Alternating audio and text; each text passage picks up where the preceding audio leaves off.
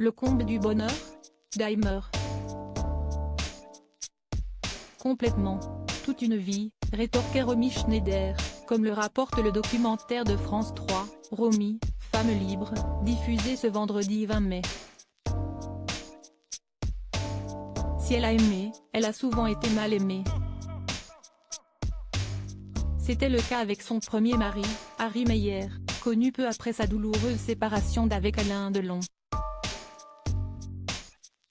Si est au printemps 1965, à Berlin, que leurs chemins cessent croisés. Le dramaturge allemand a 40 ans. 14 de plus que Romy Schneider. Surtout, il vénère le théâtre et n'a que mépris pour le cinéma.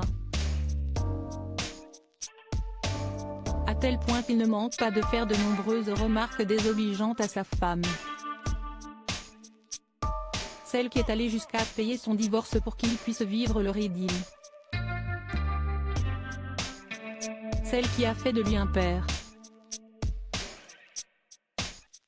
Lors de leur mariage, Romy Schneider était en effet enceinte de 5 mois. Leur petit David a pointé le bout de son nez, le 3 décembre 1966. Mais très vite leur couple bat de l'aile. Le mépris misogyne de Harry est devenu insupportable, raconte le documentaire. Harry Mayon ne se prive pas de rabaisser sa femme, en public, lors d'interviews. Alors Romy Schneider s'éloigne et multiplie les aventures de tournage, à l'instar de celle avec Jean-Louis Trintignant sur le tournage du film Le Train.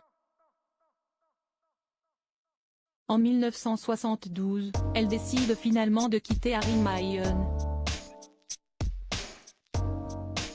Romy Schneider a 33 ans et est plus radieuse que jamais. Leur divorce, houleux, ne se finalise que 7 ans plus tard.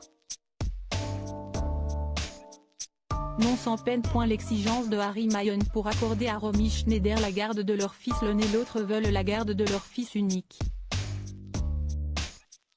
Harry Mayon ne la lui accorde qu'à une condition, récupérer la moitié de la fortune de la star en échange.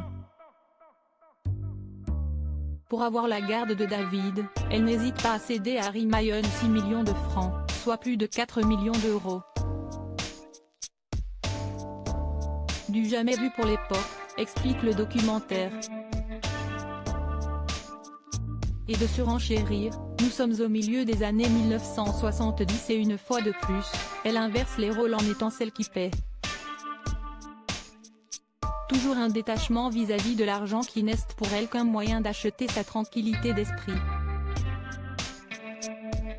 En réalité, j'étais simplement en avance sur mon temps, analyse Romy Schneider, avant d'assurer, à une époque où il n'était nulle part question de libération de la femme, j'ai entrepris ma propre libération. J'ai forgé moi-même mon destin et je ne le regrette pas. Une féministe avant l'heure. Loading widget.